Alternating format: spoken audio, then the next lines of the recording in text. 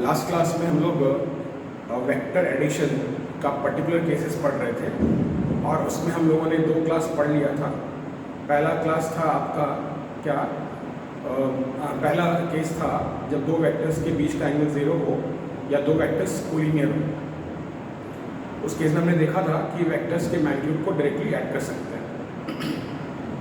दूसरा जो हमने पढ़ा था, दूसरा केस जो था वो उस चीज़ का था कि जब 2 वेक्टर्स का मैग्नीट्यूड 2 वेक्टर्स के बीच का एंगल 180 हो, यानी 2 वेक्टर्स के बीच का डायरेक्शन 2 वेक्टर्स का डायरेक्शन उल्टा हो, 2 वेक्टर्स का डायरेक्शन उल्टा हो। अब ये तीसरा केस है, अगर मान लें हमारे पास 2 वेक्टर्स हैं ए और बी, दोनों एक दूसरे के परपेंडिकुलर हैं और हमको रिजल्टेंट वेक्टर चाहिए, तो ये फॉर्मूला हमने पढ़ा था a² + b² + 2ab cos theta, यानी कि क्या अगर इसमें थीटा हो जाएगा 90 तो cos 90 क्या हो जाएगा 0, तो c = a² + b²। अब यहाँ पे हमारे पास ये 2 फोर्सेस हैं, दोनों फोर्सेस का जो मैग्नीट्यूड है, एक का 3 है एक का 4 है, दोनों के बीच का एंगल कितना है 90 है। अब अगर हम यहाँ पे रिजल्टेंट निकालना चाहें तो जो रिजल्टेंट आएगा वो कितना आएगा √3² + 4², यानी कि 5। इसमें एक और केस आता है, अगर मान लें ए और बी दोनों वेक्टर्स का मैग्नीट्यूड बराबर हो, उसमें हम लोग क्या कर सकते हैं r = a² + a², यानी कि जब इसको सॉल्व करेंगे तो क्या आएगा r = a। तो ये आपका पर्टिकुलर केस में तीसरा केस आया जब 2 वेक्टर्स एक दूसरे के परपेंडिकुलर हैं। अब आता है कौन सा चौथा केस। चौथे में क्या आता है अगला केस, अगर मान लें अगले केस में क्या है, अगर हमारे पास 2 वेक्टर्स का मैग्नीट्यूड बराबर है, क्या 2 वेक्टर्स का मैग्नीट्यूड बराबर है, what if 2 vectors have same magnitude and angle between them is 120 degree. 2 vectors का मैग्नीट्यूड बराबर हो और उसमें एंगल 120 का हो। जैसे अगर मैं ये कहूं कि A और B का मैग्नीट्यूड बराबर है और थीटा है 120 डिग्री। मैथ्स वाले बच्चे मैथ्स में पढ़ेंगे और फिजिक्स जो हम लोग पढ़ रहे हैं उसमें एक कुछ अलग लेक्चर डाला जाएगा मैथमेटिकल टूल्स। उस मैथमेटिकल टूल्स में आपको थोड़ा सा ट्रिग्नोमेट्री का आइडिया देंगे और वहाँ पे हम लोग पढ़ेंगे क्या cos 120 ये होता है -1/2, राइट। अब ऐसे में अगर हम देखें C = अब चूंकि A और B का मैग्नीट्यूड बराबर है तो a² + a² + 2a × a और साथ में क्या होगा cos 120, यानी इसको फर्दर सॉल्व करेंगे तो C = क्या आएगा a² + a² + 2a² × -1/2। इसको जब सॉल्व करेंगे 2a² - a² यानी कि √a² यानी कि क्या चीज सोचने की है, अगर 2 वेक्टर्स का मैग्नीट्यूड बराबर है और एंगल 120 का है, तो ऐसे में क्या हुआ cos 120 is -1/2, तो C = a² + a² + 2a × a cos 120, cos 120 क्या हो गया -1/2, तो C = a² + a² + 2a² × -1/2 और इसको हम सॉल्व करेंगे तो इनको क्या मिलेगा a, राइट। यानी कि क्या अगर 2 ये 120 का है, या इसको आप ऐसे भी कह सकते हैं 2/3 पाई, जानते हैं 2 पाई का मतलब 360 डिग्री और 2/3 पाई का 120, यानी कि आप चाहे तो लिख सकते हैं क्या if the 2 vectors have equal magnitude and angle between them is 120 degree, then the resultant has the magnitude same as that of the magnitude of the vector. The resultant has the magnitude same as that of the vectors. तो ये आपका अलग case हो।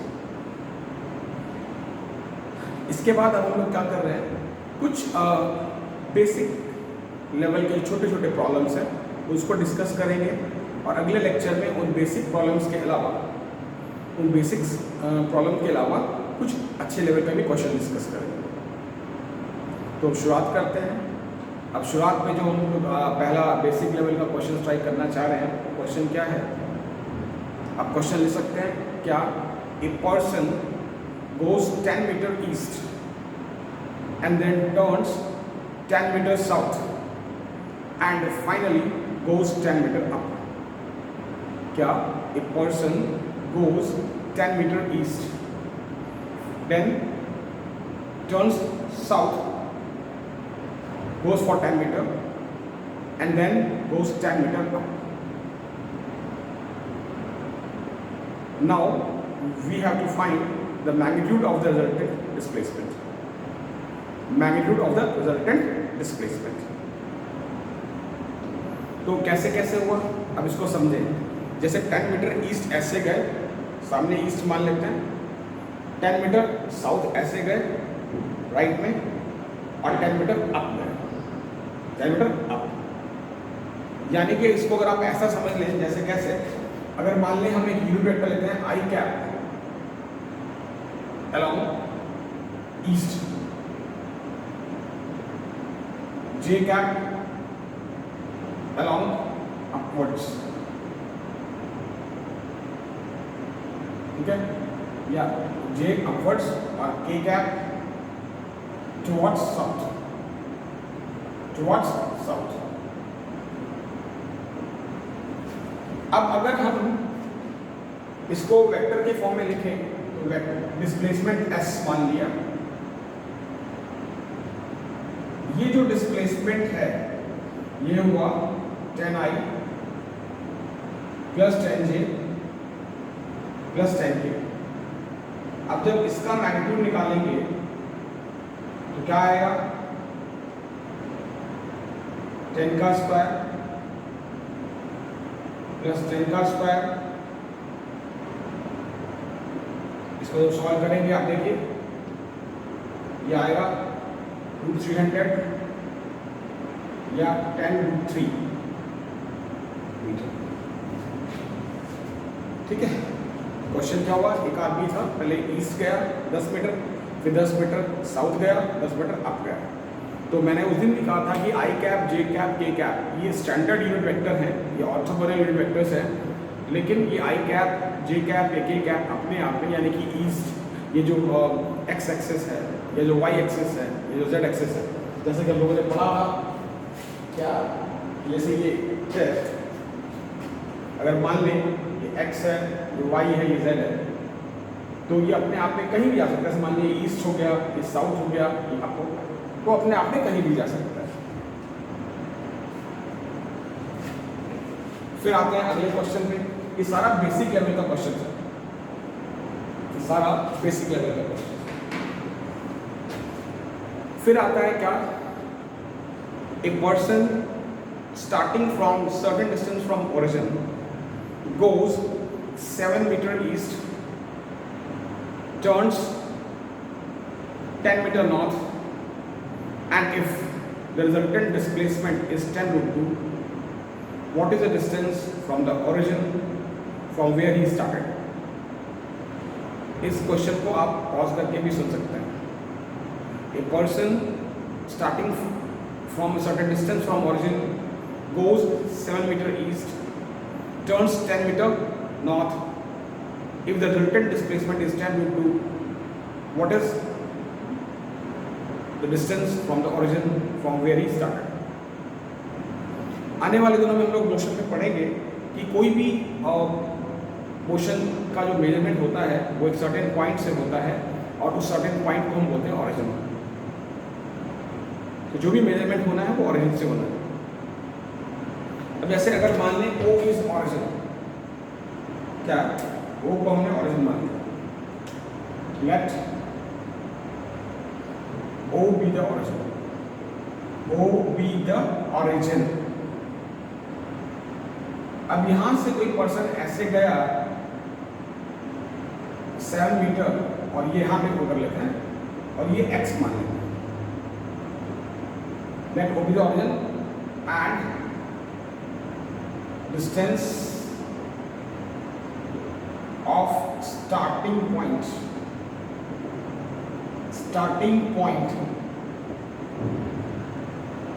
B x from origin, क्या O को origin मान लिया और starting point x मान लिया from origin। ये आपका ऐसे गया और ये अगर origin है, ये origin ले रहे हैं, यहाँ पे इसको हम ऐसे करेंगे, ये x कर देंगे। तो ये 7 मीटर जो है वो ईस्ट में गया ऐसे, और फिर ये लेफ्ट टर्न करा होगा तो नॉर्थ आएगा। तो ये जो लोग फिगर बनाते हैं ये ऊपर नीचे नहीं है, आगे पीछे दाएं और बाएं में जाएंगे, यानी कि ऐसे। ये आपका नॉर्थ डायरेक्शन है। यहाँ पे रिजल्टेंट डिस्प्लेसमेंट कितना है 10 मीटर। मेजरमेंट कहाँ से करना है, ऑरिजिन से। ये आपका ऑरिजिन है, ये कितना है 10 मीटर।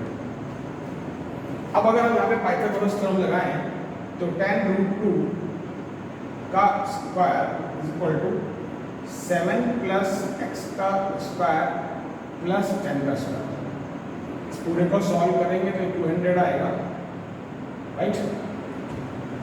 ये 200 आएगा, 7 प्लस x का स्क्वायर प्लस ये 100 आएगा, 7 प्लस x का square is equal to 100, 7 plus x is equal to 10, दो तो स्क्वायर निकाल दिया, x इक्वल टू 3। वैसे अगर हम सिंपल तरीके से सोचें तो ये भी कह सकते थे कि अगर रिजल्टेंट डिस्प्लेसमेंट आपका 10√2 है, अगर रिजल्टेंट डिस्प्लेसमेंट अगर आपका 10√2 है तो उस केस में क्या हुआ, अगर रिजल्टेंट डिस्प्लेसमेंट आपका 10√2 है तो इसका मतलब ये हुआ कि इधर पे 10 रहा होगा, इधर पे 10 रहा होगा, तब भी 10√2 आया होगा, राइट। ये हम लोग बहुत छोटे छोटे क्वेश्चंस कर रहे हैं जो इनफैक्ट 11th क्लास के बिगिनर्स के लिए है। वैसे जो अगला जो क्लास होगा उसमें हम लोग कुछ सिलेक्टेड बढ़िया क्वेश्चंस करेंगे।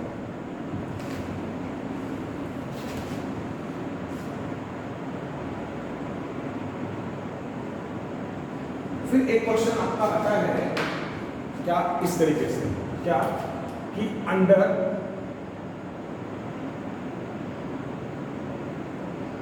What condition, under what condition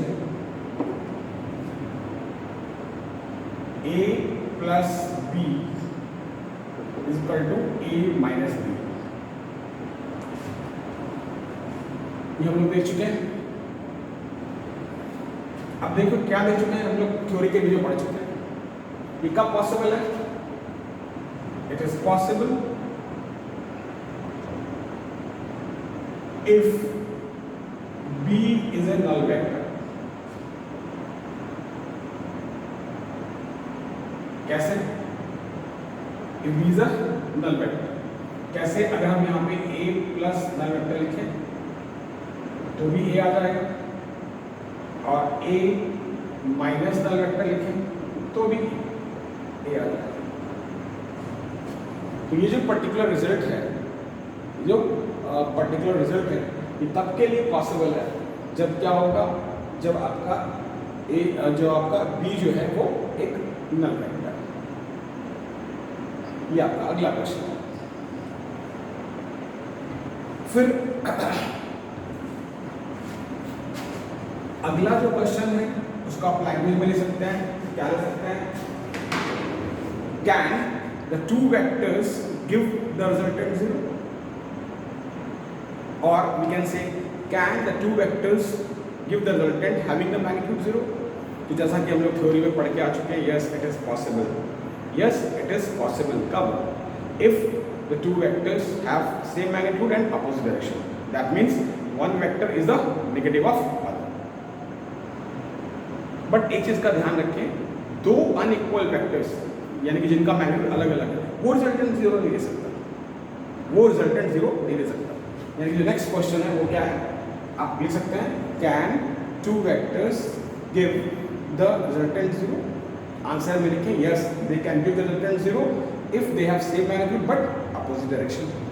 और साथ में आप ये भी लिख लें, क्या आप इसको पॉज करके लिख सकते हैं, साथ में ये भी लिख लें कि two vectors having unequal magnitudes can not give the resultant 0। अगला आता है क्या, कैन थ्री वेक्टर्स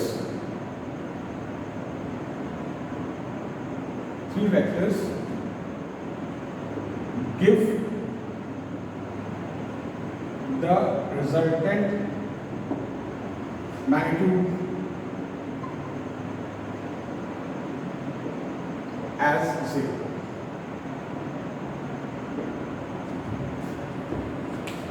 अब इसको हम दो कंडीशन पे पढ़ते हैं। एक तो क्या है कि अगर मान लें वेक्टर्स का मैग्नीट्यूड डिफरेंट हो, तो वेक्टर्स का मैग्नीट्यूड डिफरेंट हो तो भी और सेम हो तो भी it is possible to have the resultant of three vectors having the magnitude 0। मैंने ये कहा कि वेक्टर्स का मैग्नीट्यूड बराबर हो ना हो कोई फर्क नहीं पड़ता, देयर रिजल्टेंट कैन बी 0। कैसे आप लिख सकते हैं, it is possible if the third vector is negative of resultant of other to vectors. जैसे कैसे, ये कब पॉसिबल है, it is possible if the third vector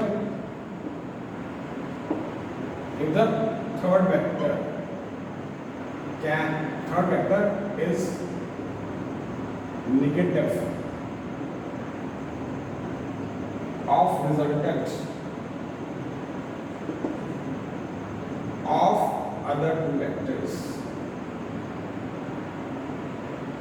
of other two vectors right. इसको हम ऐसे समझ सकते हैं, जैसे कैसे, अगर मैं ऐसे बनाऊं, ये रहा वेक्टर ए और ये रहा वेक्टर बी और ये रहा वेक्टर सी, सीधा स्टेप। तो अगर हम ट्रायंगल लॉ के हिसाब से चले तो ट्रायंगल लॉ के हिसाब से क्या होगा, इन दोनों का रिजल्टेंट इधर होना चाहिए था, लेकिन ये कैसे बनाया गया, ऐसे। यानी कि आप कह सकते हैं here C dash is negative vector of A plus. वैसे भी पॉलीगॉन लॉ में भी था, ट्राइंगल लॉ में भी था कि अगर डिफरेंट वेक्टर्स को सेम ऑर्डर में अरेंज कर दो, जैसे सेम ऑर्डर हो गया तो रिजल्टेंट 0 ही आएगा। अब इसमें वेक्टर्स का मैग्नीट्यूड बराबर हो ना हो उससे फर्क नहीं पड़ता। मेरा कहने का मतलब है ए और बी का मैग्नीट्यूड बराबर हुआ तो भी, नहीं हुआ तो भी, मतलब ए बी सी तीनों का मैग्नीट्यूड बराबर हो तो भी, बराबर ना हो तो भी रिजल्टेंट 0 ही आना, राइट। जैसे मैं एग्जांपल दे रहा हूँ, क्या एग्जांपल दे रहा हूँ, जैसे कि अगर मान लें हमने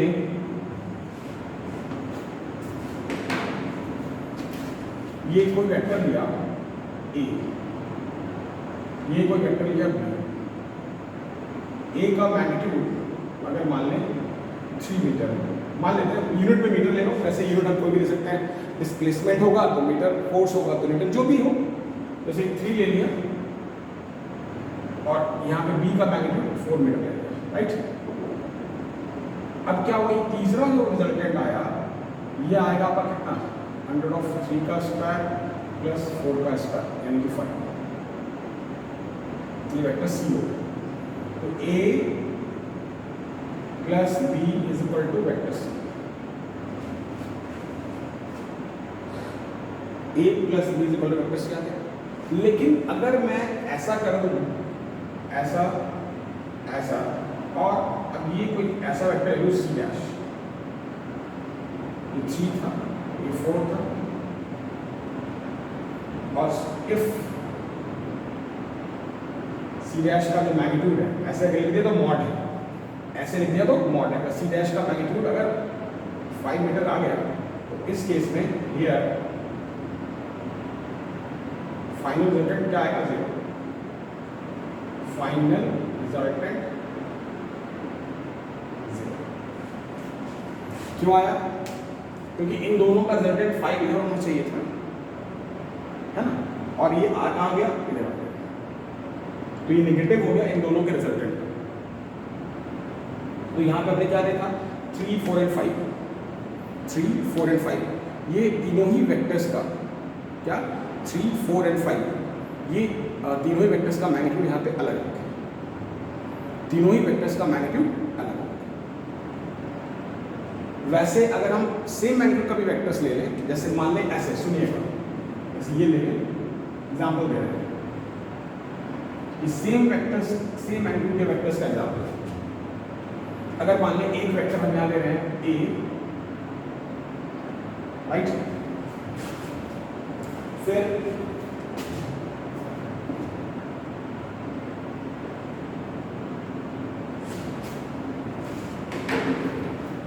ये ले रहे हैं एक वेक्टर, क्या यहाँ पे ए, इसका मैग्नीट्यूड भी ए ले रहे हैं, ठीक है, ये दूसरा वेक्टर है, इसका मैग्नीट्यूड भी ए ले रहे हैं,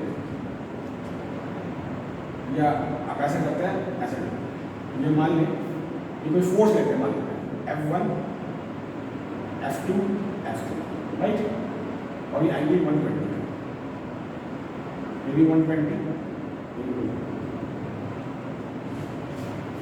अब मान लेते हैं let F1 is equal to F2 equal to F3 is equal to 10 meter, एक बात बताओ, तो इन दोनों का अगर पैराग्राफ बनाएं ऐसे ऐसे, तो ये भी 10 आ जाएगा, ये 10 है, और ये 10 मीटर, ये तो 10 मीटर था ही, ये तो 10, इन दोनों का रिजल्ट क्या आ गया, 10, और तीसरा जो था ये तो हम 10 मीटर ले रहे थे, तो F1, F3 का रिजल्टेंट 10, क्योंकि एंगल 120 का है, पढ़ चुके हैं, अगर दो वेक्टर्स का मैग्नीट्यूड बराबर हो और एंगल 120 का हो तो रिजल्टेंट का मैग्नीट्यूड भी सेम आता है, रिजल्टेंट का मैग्नीट्यूड भी सेम आता है, तो ये आपका इन दोनों का भी 10 आ गया, और ये 10 और 10 नेगेटिव वेक्टर है, तो फाइनल रिजल्टेंट क्या आएगा, फाइनल रिजल्टेंट, राइट। तो irrespective of the two vectors, three vectors, whether they have the same magnitude or they have the different magnitudes, it is possible what that they can give the resultant zero. They can give the resultant zero. अब आगे जो हम लोग questions करने वाले हैं, उन questions के लिए आपको एक छोटा सा कॉन्सेप्ट दे रहे हैं, क्या, दो वेक्टर्स के बीच का एंगल कैसे लिखते हैं, इसको डिस्कस करने के बाद फिर हम क्वेश्चन डिस्कस करेंगे। तो यहाँ पे लिख सकते हैं angle between the two vectors, angle between the two vectors, असल में आप लिखिए दो वेक्टर्स के बीच का जो एंगल होता है वो उनके टेल के बीच का होता है, यानी कि जैसे ये A है और ये B है, तो ये अगर आपका 30 डिग्री है तो angle between A and B कितना है, 30। तो दो वेक्टर्स के बीच का जो एंगल होता है वो उनके टेल के बीच का एंगल होता है। इनफैक्ट और भी अच्छी भाषा बोले तो दिस इज स्मॉलर एंगल, ये बाहर वाला एंगल नहीं, it is a smaller angle between the tails of the two vectors. जैसे अब हमने एक ट्रायंगल बनाया, ये A वेक्टर है, ये B है और ये C है, मान लेते हैं ये 60 डिग्री है, ये मान लेते हैं सिर्फ एग्जाम्पल ये आपका 80 डिग्री है, कुछ भी हो सकता है, एग्जाम्पल देगा, और ये मान लेते हैं 40 डिग्री, सी। जानते हैं दो वेक्टर्स के बीच का जो एंगल है वो उनके टेल के बीच का एंगल होता है, तो इसको अगर हम आगे शुरू कर दें ऐसे, तो ये कितना बचेगा 120 कॉम्प्लीमेंट्री, ये कितना बचेगा 100, और ये कितना बचेगा 140। इसको आगे शिफ्ट कर दिया, इसका टेल यहाँ आ गया, इसका टेल तो पहले से यहाँ था ही। इसको आगे शिफ्ट कर दिया, इसका टेल यहाँ आ गया, इसका टेल पहले से यहाँ पे था। यानी कि A and C, A and B ये कितने का एंगल 120। फिर बी एंड सी 140 और सॉरी बी एंड सी 100, ये B and C 100 and C and A 140। तो इस तरीके से ये वेक्टर्स के बीच का एंगल है वो टेल्स का है। इसको आगे शिफ्ट कर दिया, उसका टेल यहाँ पे आ गया, इस दोनों में टेल में ढूंढ लिया, इसको आगे शिफ्ट कर दिया, इसका टेल यहाँ पे आ गया, इसको आगे शिफ्ट कर दिया तो इसका टेल यहाँ पर है, इसका टेल यहाँ पर है। फिर कई बार हम ये भी कह सकते हैं दो वेक्टर्स के बीच का जो एंगल होता है वो इंटीरियर एंगल होता है उनके हेड्स का। इंटीरियर एंगल ये जैसे ए है, ए का है, ये बी का है, ये एंगल मान लें 30 डिग्री। तो इसको मैं आगे शिफ्ट कर दूं और इसको भी आगे शिफ्ट कर दूं तो कोई फर्क नहीं पड़ेगा, ये भी 30 आएगा। तो we can say the angle between the two vectors is the interior angle between their heads. तो दो वेक्टर्स के बीच का एंगल निकालने का तरीका क्या है? या तो दोनों के टेल्स के बीच का स्मॉलर एंगल या फिर दोनों के हेड्स के बीच का interior angle. That means the angle between the two vectors is a smaller angle between their tails or it is the interior angle between their heads. इसके ऊपर बेस्ड अगले लेक्चर में हम लोग कुछ क्वेश्चंस करेंगे।